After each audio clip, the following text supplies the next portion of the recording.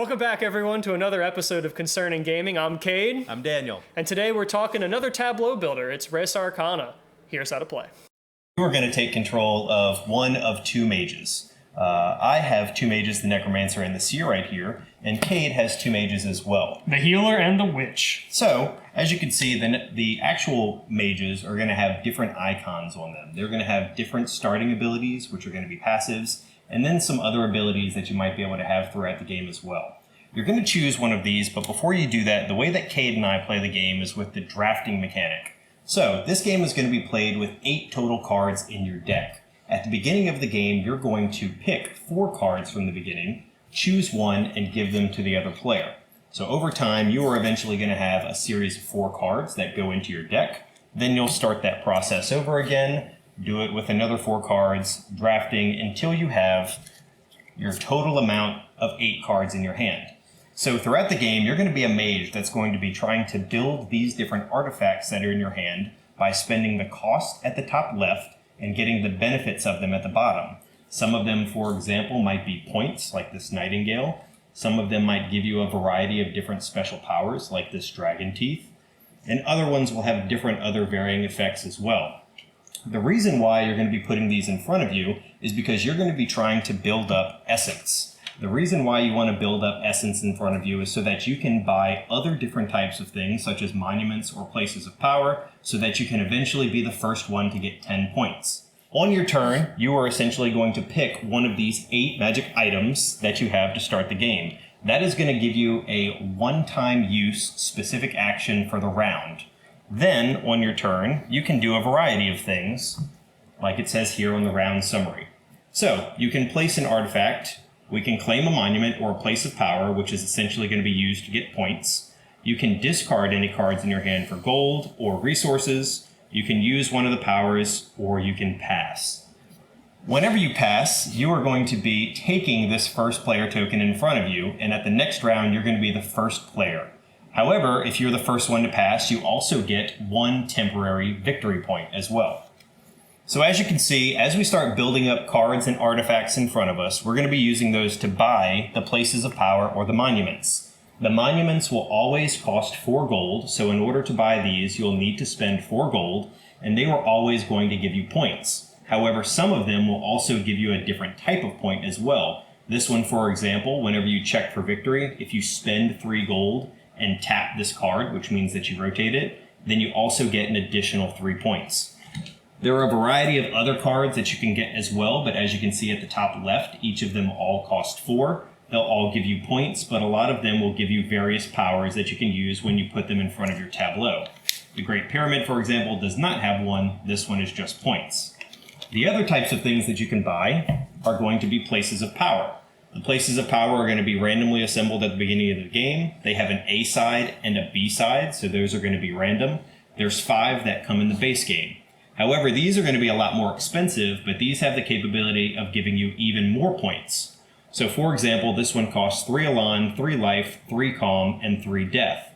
However, this one has 3 different types of abilities, one of which can give you 2 gold, one of which allows you to place dragons at -3 cost, and then this one allows you to tap the place of power and also tap another dragon that you have to put 2 gold on this card. And then you can see that it's special for points is that you get 1 point for every 2 gold on this card. So every time you buy one of these, you buy a monument or you place a card in front of you, they're all going to go in front of you and then you can use their special abilities on your turn. You're going to keep going back and forth with turns like that until someone's accumulated 10 points. And at that point, you check for victory. Any remaining points that someone could get, you see who has the most, and the winner is the most points. If you happen to have a tie, you're going to count the resources that you have in front of you. Each one will be worth 1, and then the gold will count as double. So if there's a tie and someone has 4 gold, that would be 8. And if someone has 9 of any other essence, that would be 9. They would be the winner. So then I said, Artificer? I hardly know. Welcome back, everybody. We didn't go anywhere. We're still here.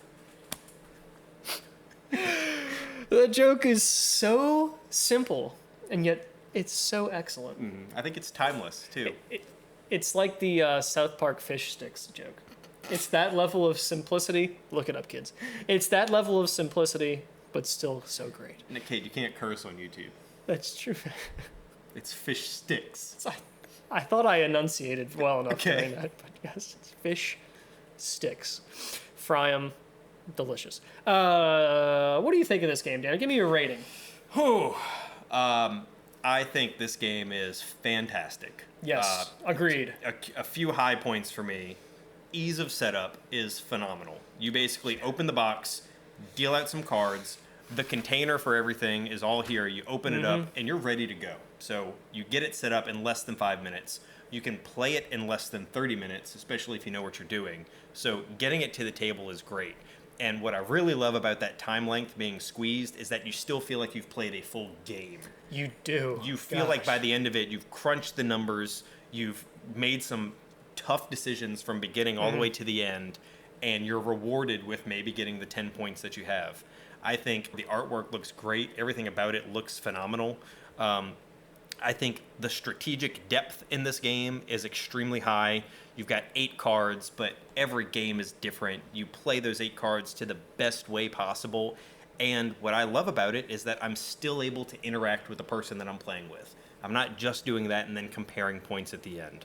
So everything about it, from variability to replayability to depth to artwork, everything about it is really good. I do think over time it may lose some of that.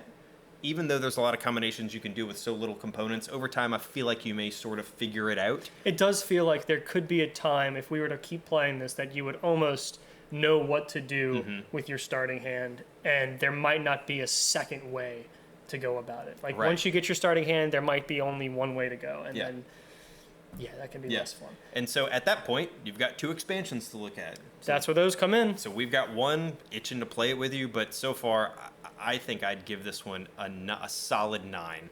I think over time that could go 9. I think it could go up or down. I think I could either fall in love with it. Unfortunately, it's just, I think it could be better. I just don't think this is something that I can get to the table with anyone besides you. Really? Hopefully we can bring some people into the loop and people can understand it, but at that point you're playing with more than 2 players, and that might start to bring it down. So I almost want it to have this perfect image of a good game and not want to bring in more players and realize, oh wait, with 4 it drags, So right now, solid 9. I really don't think it's perfect, and there's not a lot that I would change. Yeah. I just think that it offers the best experience that it can in such a little package. 9 for me. Well, I completely agree with all the things you said up top about the artwork, et cetera, et cetera. My biggest gripe with the game was that it didn't seem to have enough content as far as mages, places of power specifically. There are only 5 cards with 2 sides. There's only 10 places of power. We've seen a couple of them over and over and over again, and I'm itching for something new. And the monuments, there are 10. But that's, like you said, that's the kind of things that the expansions fix, or help with, I should say, to make it a new experience. Because we only played it, a little less than 7 or 8 times, let's say, and we started to see a lot of the same cards over and over again.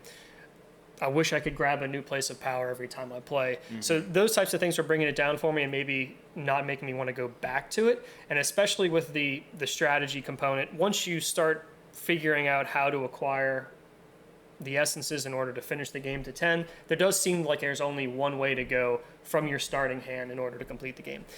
However, my favorite part of this, of all the tableaus that we've done so far, Terraforming Mars and now Res Arcana, I feel like this one takes the luck component out of it the most. Yes. There's no drawing mechanism where you're hoping you draw good cards. There's no dice rolling. You have your starting hand and you have to figure out the best way to make it work. And that's all on me. And so I can feel good when I do it right and I can feel bad when I do it poorly, but I can learn from the next game. I found myself thinking about past games that we played and just thinking about, what could I have done differently here? There was a game where if I had just not done an extra action and had instead then passed 1 turn earlier, I would have gotten the pass token from you and won the game.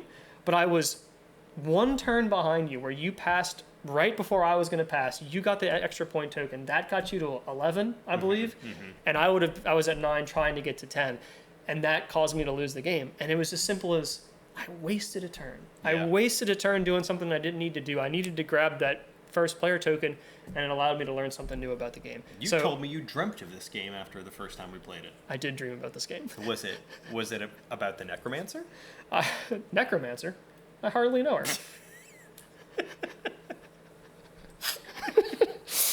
I have dreamt about 3 games in my life.